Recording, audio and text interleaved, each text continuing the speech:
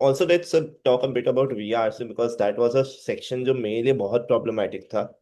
तो मैं उसके बारे में ज्यादा लोगों को बताता नहीं हूँ क्योंकि मैं खुद भी उसमें उतना अच्छा कर नहीं पाया था। बट एक चीज मैंने रियलाइज की है, people don't give due attention to VA, but वो 1/3 ऑफ योर VARC का वो है। So what is your view on this and how and a person go to do better in VARC? So Hemant, I believe कि वीएआरसी के अंदर, मतलब मेरा view ये रहेगा, वीए again is very important, but अगर फॉर एग्जांपल आप स्टार्ट कर रहे हो तैयारी, तो आरसीज के ऊपर मेजर फोकस रखो। 2/3 ऑफ द पेपर है। और अगर बेसिकली आरसीज को सही करे बिना वीए के लेवल पे वीएआरसी निकालना थोड़ा कठिन काम है, मतलब थोड़ा ज्यादा ही डिफिकल्ट हो जाता है। तो हम्म। आपको सिंपल मेरा थॉट प्रोसेस रहता है वीआरसी के अंदर, एक तो मैंने आपको बताया कि आपको रीडिंग कैसे करनी चाहिए।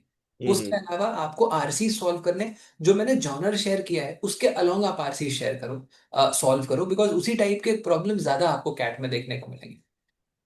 जो प्रॉब्लम्स आप सॉल्व कर रहे हो, जब आप मॉक्स के अंदर भी जाओगे तो आप रियलाइज करोगे कि वीएआरसी के अंदर ना हमारा टाइम डेडिकेशन बहुत बराबर नहीं रहता है, या we do not have a ये कंसिस्टेंट बात time. So basic you should treat VA and RC as two different papers.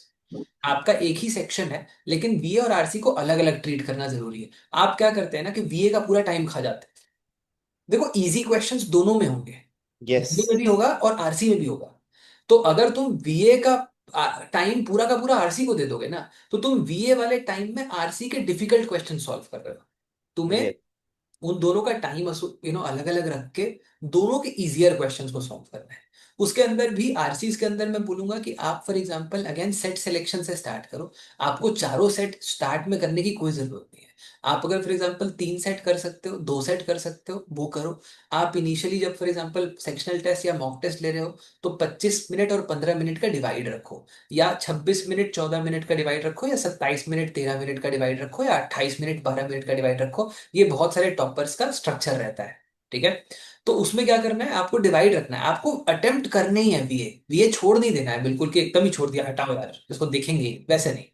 आप 2 आरसीज या 3 आरसीज पहले अटेम्प्ट करो, और एक्यूरेसी के ऊपर फोकस करो। एक और इंपॉर्टेंट एलिमेंट है जो कैट में ना गेम चेंजर बनता है, वो है नॉर्मलाइजेशन। कितने लोगों ने सुना है, वो हमें जरूर कमेंट में बताइए। और नॉर्मलाइजेशन जो है ना, वो उनको ज्यादा हिट करता है ना जो एक्यूरेसी के ऊपर फोकस नहीं करते हैं, जो अटेम्प्ट के ऊपर फोकस करते हैं। तो अगर तुमको चाहिए कि नॉर्मलाइजेशन का फेवर तुमको मिले, ठीक है, लोग बोलते रहे कि ये वाला सेट इजी, ये वाला स्लॉट 1 इजी था, स्लॉट 2 डिफिकल्ट था, स्लॉट 3, बेसिकली वो तुम्हारे एक्यूरेसी के ऊपर काफी कुछ डिपेंड करता है। अगर तेरा एक्यूरेसी खराब है, तो तुमको नॉर्मलाइजेशन का नेगेटिव इम्पैक्ट झेलना पड़ेगा। तो एक्यूरेसी के ऊपर स्टार्ट से फोकस रखो।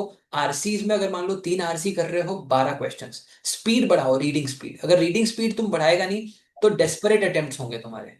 12 क्वेश्चंस होंगे अगर 3 आरसीज तुमने करे, अगर तुमने दो ही किया तो तुम 8 क्वेश्चन अटेम्प्ट करेगा। फिर प्रेशर तुम्हारे ऊपर ये रहेगा कि सारा तुमको करेक्ट करना है, बिकॉज 8 ही क्वेश्चन कर रहा है और सारा का सारा करेक्ट नहीं मारेगा तो दिक्कत हो जाएगी। उससे बेटर ये है कि तुम 12 क्वेश्चन अटेम्प्ट करो 3 आरसीज में, और उसमें से 9 क्वेश्चन ठीक कर दो या 8 क्वेश्चन ठीक कर दो। उसमें तुम्हारे ठीक करने की प्रोबेबिलिटी ज्यादा होगी, because every RC will have some moderate some difficult problems. ठीक है। तो वो आपको करना चाहिए। एंड वीए के अंदर भी एक चीज मैं बोलूंगा कि स्टार्ट से ही थोड़ा थोड़ा टाइम देना शुरू करो। तुम्हारा para jumble, para summary, para completion और आउट ऑफ कॉन्टेक्स्ट, ये 4 मेजर वैरायटीज तुम्हारे होते हैं। उसके अंदर डेली तुम फॉर एग्जांपल अगर 5 5 क्वेश्चंस भी सॉल्व कर रहा है विद इन अ मंथ, एक महीने में तुम्हारा इतना बन जाएगा कि हर एक वैरायटी में तुम एक एक क्वेश्चन कम से कम ठीक कर पाएगा। 4 क्वेश्चन तुम्हारा वहां से निकल गया। 8 क्वेश्चन तुम्हारे 3 आरसीज में से 8 क्वेश्चन निकल गए, तो 8 और 4 12 हो गया। तुम्हारे 12 क्वेश्चन तुमने अटेम्प्ट करे, मतलब 36 नंबर का अटेम्प्ट है। तुम्हारा अगर फॉर एग्जाम्पल थोड़ा बहुत भी ठीक ठाक आ गया ना, तो भी तुम 22 25 27 इस लेवल तक आराम से जा टेबल सकते। स्कोर है। ठीक है।